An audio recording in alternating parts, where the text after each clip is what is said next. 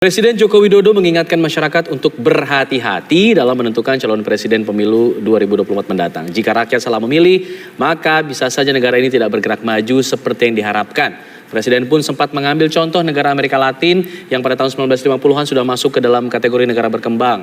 Nah, Jokowi tidak ingin Indonesia bernasib seperti negara-negara di Amerika Latin yang terjebak puluhan tahun hanya menjadi negara berkembang saja. Terlepas dari pandangan itu, mekanisme pemilihan presiden di Indonesia ini sudah diatur melalui pemilihan langsung oleh rakyat. Siapa yang dipilih paling banyak oleh rakyat, maka dialah yang akan menjadi presiden. Ya, mungkinkah pilihan terbanyak ini nantinya salah dalam menjalankan pemerintahan? Kalau sudah demikian, adakah mekanisme untuk meluruskannya kembali ke jalur yang benar? Jika ditarik ke dalam kondisi nyata, lalu capres yang mana yang akan mewujudkan keinginan bangsa Indonesia ini?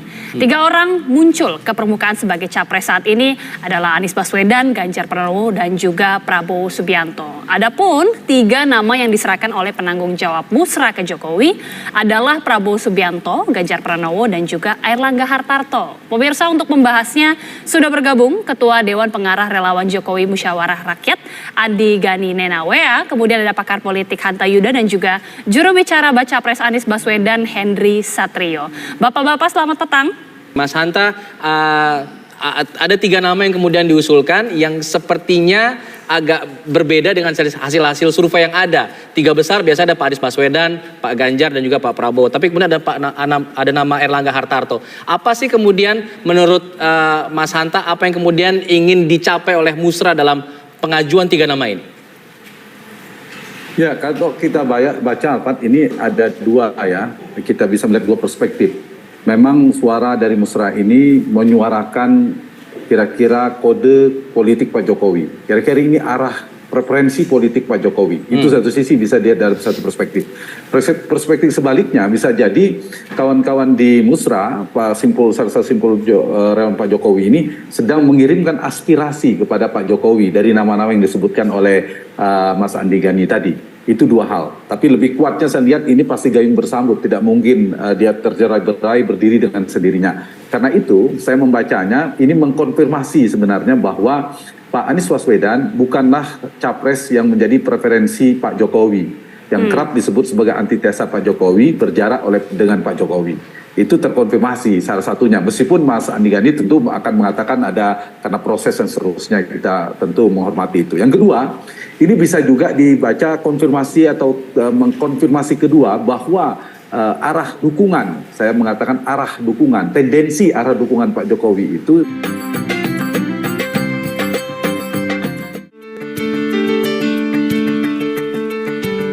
sama-sama partainya sama di PD Perjuangan seterusnya dengan Pak Prabowo punya kedekatan. Nah, dari 2 hal inilah saya membaca bahwa posisi politik Pak Jokowi itu semakin terbaca, semakin bisa dibaca artinya. Tentu banyak, tidak hanya dari hasil Musra, bagaimana komunikasi beliau, bagaimana partai, bagaimana kemarin mengumpulkan partai-partai dalam koalisi yang tidak mengundang Nasdem. Nah, itu kalau benangnya diuraikan itu semakin memperkuat konfirmasi itu.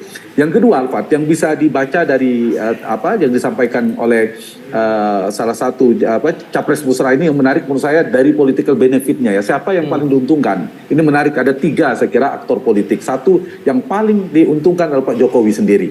Kenapa? Karena beliau semakin kokoh posisi politiknya, kaki politiknya semakin kuat. Karena satu sisi kita tahu Jokowi bukan seorang ketua umum partai, tidak memegang boarding pass partai, tapi beliau kingmaker. Dengan adanya isu semacam ini maka terkonsolidasi kembali salah satu jaringan berbagai macam jaringan relawan Pak Jokowi menjadi andalan di 2019 ini akan memperkuat Pak Jokowi sekaligus meninggikan posisi tawarnya. Dan kehadiran Pak Jokowi hari ini menandakan bahwa Pak Jokowi mau mengakui eksistensi Musra. Itu penting. Yang kedua adalah para relawan. Baik, Mas Hanta. Punya eksistensi, tentu diuntungkan. Dan terakhir adalah figur-figur capres yang Mas Hanta boleh ditahan dulu. Tadi ada poin yang menarik juga tadi diungkapkan bahwa Anies ini memang tidak masuk karena tadi pandangan Mas Hanta juga ya. Ini bukan merupakan capres preferensi dari Pak Jokowi. Mas Hanta, ini menarik, tadi kita dengar juga pidato dari Presiden, bahkan sudah disebutkan sebenarnya di benak Pak Jokowi kriteria-kriteria capres seperti apa saja yang kemudian harus dipilih. Yang juga juga menarik Mas Hanta, tadi disebutkan Presiden bahwa masyarakat ini harus berhati-hati dalam menentukan pimpinan. Kalau salah langkah nanti Indonesia tidak bisa menjadi negara maju. Apa yang kemudian bisa ditangkap dari pernyataan Presiden ini, Mas? Ya, berarti kalau kita ingin membelah isunya, kita ini soal ada keberlanjutan dan perubahan.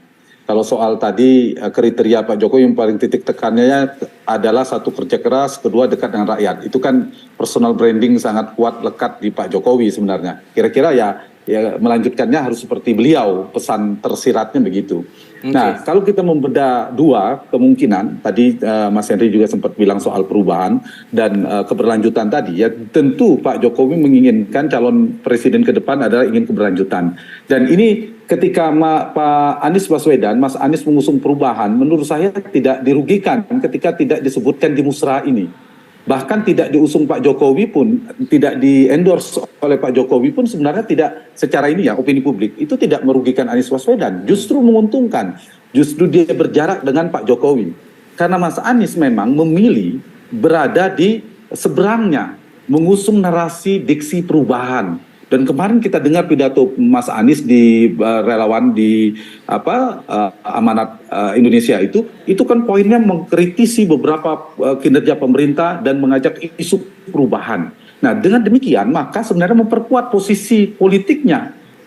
Jangan kita paksa Anies harus juga dekat dengan Pak Jokowi, bagian dari Pak Jokowi, sehingga tidak ada perbedaannya, justru merugikan Anies. Kalau Pak Anies misalnya masuk dalam musrah, ya tidak relevansinya musrah juga menjadi tidak terlalu relevan. Kemudian Anies Baswedan juga tidak butuh dari sisi ini, sehingga sudah punya posisi politik tersendiri. Masing-masing silakan berstrategi. Nah, kalau misalnya merekam suara publik, misalnya dari survei yang bisa menjawabkan secara kredibel metodologinya, memang ada 3 nama itu. Ganjar, Prabowo, dan Anies Baswedan. 3 itu yang berputar, sulit di luar 3 nama itu muncul. Nah, kalau kemudian ada suara-suara aspirasi, termasuk musrah, mendengarkan, itu sah-sah saja bagian dari berdemokrasi, saya kira. Nah, poin saya adalah musrah ini harusnya diambil sebagai bagian dari suaranya publik, suaranya yang dari jalurnya Pak Jokowi lah, kira-kira gitu. Dan itu sah-sah saja. Kalau kemudian ada entitas politik yang lain melakukan hal yang sama, itu sah-sah saja. Apalagi sekarang ini ya kita sedang di fase kandidasi. Di mana di fase kandidasi ini menentukan mendapatkan boarding pass, itu satu. Capres belum cukup, terutama Pak Prabowo dan Pak Anies Baswedan harus berkoalisi. Yang kedua, kita tahu juga di fase kandidasi ini juga setiap capres juga menginginkan posisi cawapres ya. Beberapa figur menginginkan posisi cawapres. Nah, di posisi cawapres ini juga akan bergulir namanya. Nah, karena itu saya melihat ini justru memperkuat posisi tawar Pak Jokowi yang tadi tidak punya boarding pass. Beliau sebagai kingmaker. Kalau mengatakan Pak Jokowi misalnya tidak punya pengaruh, Pak Jokowi bisa mengumpulkan paling tidak 5 partai di dalam pemerintahan. Itu bisa dikomunikasikan. Mungkin PDIP sudah punya sikap politik, jelas, kuat, partainya, ada ketua umumnya. Yang kedua Nasdem. Tapi di luar itu, saya kira bahkan beberapa partai menunggu arahan, mengirimkan beberapa pesan politik seperti PAN misalnya. Sehingga itu menjadi penting untuk dibaca di kandidasi. Nah, di kandidasi ini yang bisa dibaca adalah membangun opini untuk memperkuat posisi nama untuk ditawarkan kepada partai politik. Yang kedua, simpul-simpul relawan nanti di fase eleksi atau winning di election pada saat pemilihan nanti pertarungan, mereka akan menjadi mesin-mesin politik yang potensial. Jadi saya kira itu sepanjang konteksnya jangan memanfaatkan instrumen kekuasaan negara, tapi soal menggalang opini publik ya ini tergantung pada posisi-posisi yang sudah dipilih. Seperti saya katakan tadi, Anies Baswedan sudah memilih posisi politiknya, Ganjar sudah memilih posisi politiknya, begitu. Baik.